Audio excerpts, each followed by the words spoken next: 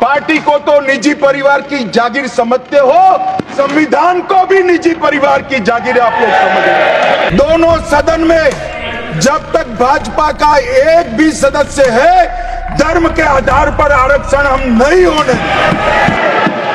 खून की नदियां बह जाएगी, खून की नदियां छोड़ो, कंकड़ चलाने की किसी की हिम्मत नहीं है। बार बार दोहराना चाहिए, 140 करोड़ लोगों को रट हो जाना चाहिए, जिससे कोई हिम्मत ना कर सके इमरजेंसी डालने की। लोकसभा में मंगलवार को one nation one election bill pass हो गया और इसी के साथ आपको बताते चले कि पक्ष में जहां 269 वोट पड़े, वहीं विपक्ष में 198 वोट पड़े। और आपको बताते चले कि भाजपा ने व्हिप जारी किया था, इसके बावजूद भी भाजपा के दर्जनों सांसद अनुपस्थित रहे। अब उन पर कार्रवाई की बात कही जा रही है और इस पर लोकसभा में जो कुछ भी हुआ है वो तमाम बातें हम आपको बताने जा रहे हैं। लेकिन इसमें सबसे बड़ी हास्यास्पद बात तो ये रही कि सपा के यानी कि समाजवादी पार्टी के सांसद हैं धर्मेंद्र यादव, जो कि मुलायम सिंह यादव के और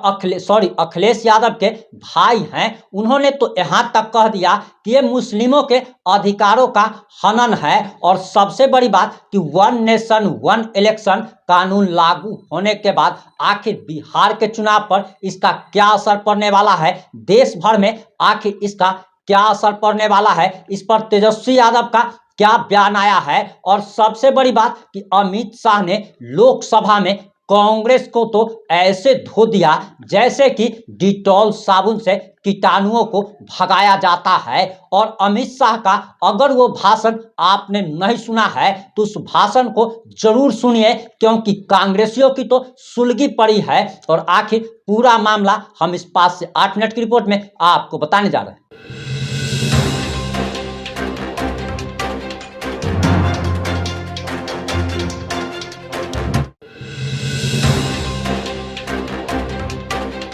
नमस्कार, मैं प्रिंस कुमार सिंह और आप देख रहे हैं पॉजिटिव इंडिया। इस वक्त की सबसे बड़ी खबर लोकसभा से आ रही है। One nation one election bill Lok Sabha में पेश किया गया और यह पारित भी हो गया है। आपको बताते चले कि दरअसल पक्ष में जहां 269 वहीं विपक्ष में 198 वोट पड़े। और सबसे पहले आप जरा यह वीडियो देखिए कि जिस समय वोटिंग हो रही थी लोकसभा में, उस समय वहां का माहौल क्या था। होता है और आपको कुछ करेक्शन करना है एब्सेंट में या मतदान में, तो ही आप पर्ची मांगे और तो ही पर्ची से मतदान में करेक्शन करें। शुद्धि के अध्ययन मत विभाजन परिणाम पक्ष में हाँ में 269, विपक्ष में 198।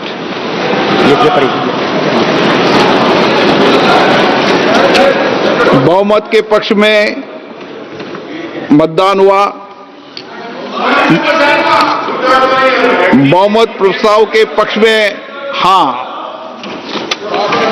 माननीय मंत्री जी, अब विधेयक को पुनः स्थापित करें। Honorable Speaker Sir, with your permission, the Constitution's 129th Amendment Bill 2024, I introduce the bill. Item number 19. Honorable Speaker एक Sir, मिनट में पढ़ूंगा। प्रश्न ये कि विधेयक को पुनर्स्थापित करने की अनुमति प्रदान की जाए। जो सदस्य इसके पक्ष में हाँ कहें, जो सदस्य विरोध में ना कहें। मेरे विचार में निर्णय हाँ वालों के पक्ष में, हाँ वालों के पक्ष में। मंत्री जी विधेयक को पुनर्स्थापित करें। Honorable Speaker Sir, with your permission, I introduce the Union Territories Law Amendment Bill 2024. I introduce the bill, sir. Thank you. सभा की कार्रवाई आज 3 बजे तक के लिए स्थगित की जाती है।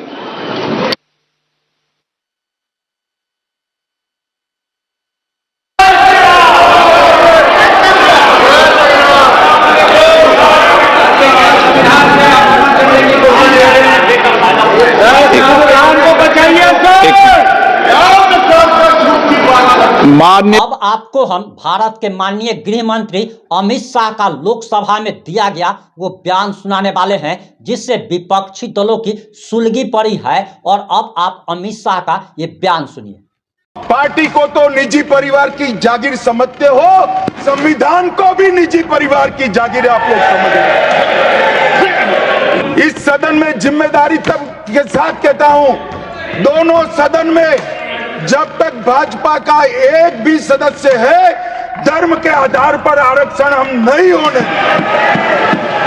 खून की नदियां बह जाएगी, खून की नदियां छोड़ो, कंकड़ चलाने की किसी की हिम्मत नहीं है। कंकड़ ये बार बार दोहराना चाहिए। 140 करोड़ लोगों को रट हो जाना चाहिए, जिससे कोई हिम्मत ना कर सके इमरजेंसी डालने की। हर बच्चे को रटाना चाहिए कि तानाशाहों को क्या करना चाहिए। इसमें छेड़खानी करने का किसी का साहस न हो, वो जनता ने सुनिश्चित करना है।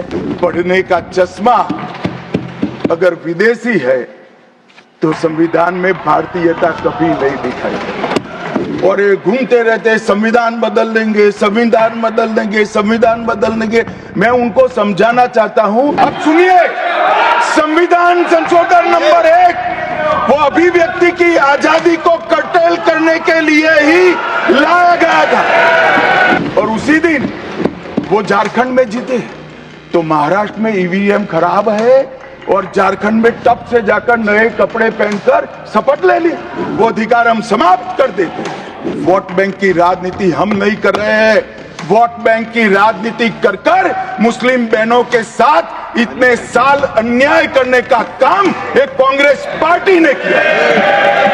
हम संविधान और आरक्षण करते थे, लोग जान गए कि संविधान फर्जी लेकर घूमते हो, तो लोगों ने हरा दिया। Honourable home minister.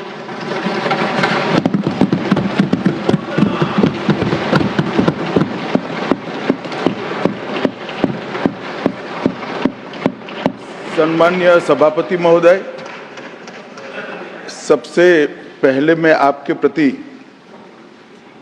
आभार का भाव प्रकट करना चाहता हूं कि इस महत्वपूर्ण चर्चा में आपने मुझे हिस्सा लेने का मौका दिया है। महोदय, ये चर्चा जो है,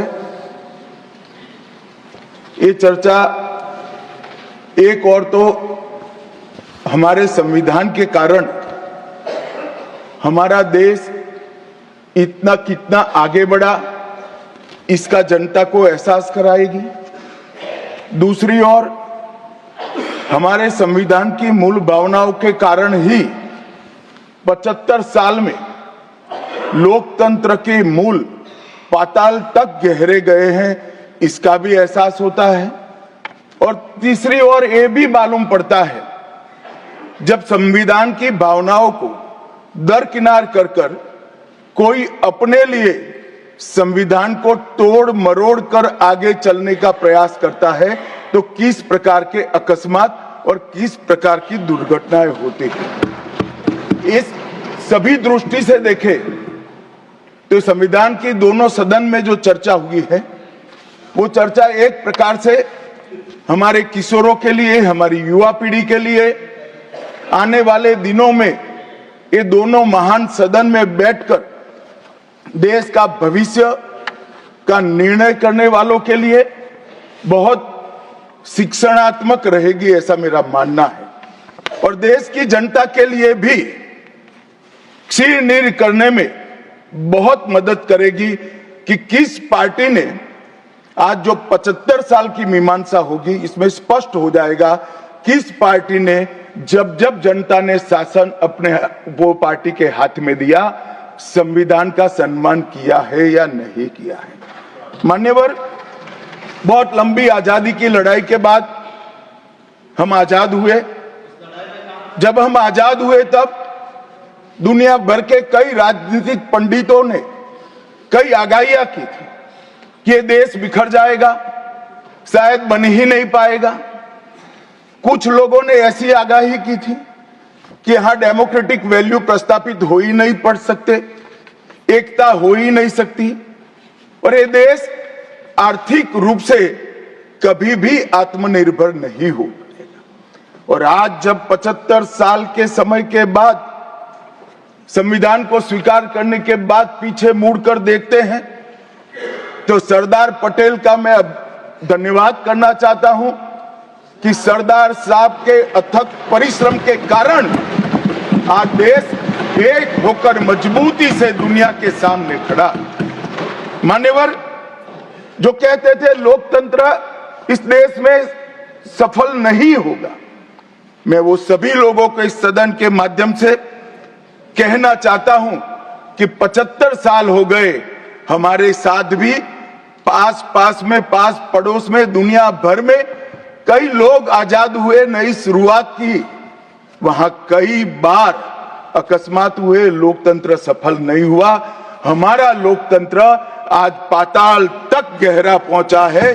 अनेक परिवर्तन रक्त की एक बूंद बहाए बगैर हमने करे हैं और विचारधाराओं के आधार पर भी परिवर्तन करे हैं। अनेक तानाशाहों के गुमान, अभिमान और अहंकार को चूर चूर करने का काम इस देश की जनता ने किया है, मगर लोकतांत्रिक तरीके से किया है। और मान्यवर, जो कहते थे कि हम आर्थिक रूप से आत्मनिर्भर नहीं हो पाएंगे, उनको भी हमारी जनता ने, हमारे संविधान की खूबसूरती ने जवाब दिया है। हम आज दुनिया का 5वां अर्थतंत्र बनकर सम्मान के साथ, और ब्रिटेन जिन्होंने सालों तक हम पर राज किया, और जो मैंने तीनों आगाही कही वहीं से पक्ष विपक्ष में से आई थी, आज ब्रिटेन भी अर्थतंत्र की तालिका में हमारे पीछे खड़ा है।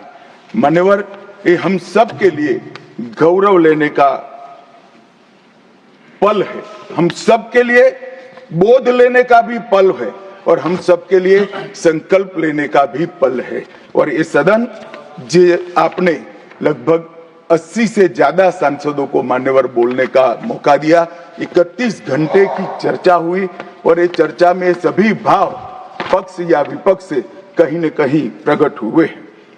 मान्यवर, आज मैं जब यहाँ आया हूं तब ये बात कहना चाहता हूं कि आज हम जिस मुकाम पर खड़े हैं, उस मुकाम पर महर्षि अरविंद और स्वामी विवेकानंद की वो भविष्यवाणी सच होती दिखाई पड़ती है कि भारत माता अपने दैदीप्यमान ओजस्वी स्वरूप से जब खड़ी होगी, तब दुनिया की आंखें चकाचौंध हो जाएगी और पूरी दुनिया वो रोशनी से भारत की ओर देखेगा। वो दिन सच होगा, इसके नजदीक काफी मजल हमने काट ली है। मान्यवर, हमारा संविधान सभा की रचना और संविधान की रचना की प्रक्रिया, ये तीनों एक प्रकार से समग्र विश्व के सभी संविधानों में अनूठे हैं, अलग प्रकार के रहे हैं। आपने माननीय गृह मंत्री अमित शाह का बयान सुन लिया होगा। आपको बताते चले कि लोकसभा में जब यह बिल पेश किया गया तो समाजवादी पार्टी के सांसद धर्मेंद्र यादव ने आपत्ति जताते हुए कहा कि इससे मुस्लिमों के अधिकारों का हनन होगा। पता नहीं चल पा रहा है कि आखिर ऐसे लोग आते कहां से हैं। 1 नेशन 1 इलेक्शन लागू होने से आखिर मुस्लिमों पर क्या फर्क पड़ेगा, ये बात जरा समझ से बाहर है। वहीं आपको बताते चले कि बिहार के लोगों का दरअसल ये सवाल है कि अब बिहार में जो 2025 में बिहार विधानसभा चुनाव होना है वो आखिर होगा अथवा नहीं होगा। तो आपको बताते चले कि 2025 में बिहार विधानसभा चुनाव जरूर होगा, लेकिन इसका कार्यकाल 5 साल का नहीं रहेगा, बल्कि सिर्फ और सिर्फ 4 साल का ही रहेगा। और 2029 में एक बार फिर से लोकसभा चुनाव के साथ साथ बिहार में भी विधानसभा चुनाव होना है। वहीं अब इस पर विभिन्न राजनीतिक दलों की भी प्रतिक्रिया सामने आ गई है और बिहार के मुख्य विपक्षी दल आरजेडी के नेता तेजस्वी यादव का बयान आया है और उन्होंने कटाक्ष करते हुए कहा कि जब चुनाव आयोग एक राज्य में एक ही दिन चुनाव नहीं करा सकती तो फिर आखिर पूरे देश भर में एक साथ चुनाव करने का दावा कैसे किया जा रहा है। और उन्होंने जब खर्च पर सवाल उठाया गया, जब उनसे सवाल पूछा गया कि सर 1 नेशन 1 इलेक्शन लागू होने से काफी खर्च बचेगा, इस पर उन्होंने कहा कि प्रधानमंत्री से लेकर बिहार के मुख्यमंत्री तक करोड़ों और अरबों रुपए विज्ञापन पर खर्च कर रहे हैं। आखिर ये पैसा बर्बादी नहीं तो क्या है। इस पर आपको क्या लगता है कि 1 नेशन 1 इलेक्शन कानून देश भर में लागू होना चाहिए, लेकिन एक चीज आपको बताते चले कि लोकसभा में भले ही भाजपा पूर्ण बहुमत में है, लेकिन राज्यसभा में उसके पास बहुमत नहीं है। लेकिन उसके पास आज का चाणक्य कहे जाने वाले राजनीति के चाणक्य अमित शाह मौजूद हैं और अमित शाह के होते हुए ऐसा कोई बिल नहीं है जो कि राज्यसभा से पास नहीं हो सकता है। आपको क्या लगता है कि क्या राज्यसभा से भी ऐसे ही बिल पास हो जाएगा? आप जो भी सोचते हैं, जैसा भी सोचते हैं, अपनी प्रतिक्रिया जरूर दीजिएगा। जुड़े रहे हमारे साथ। जय हिंद, जय भारत।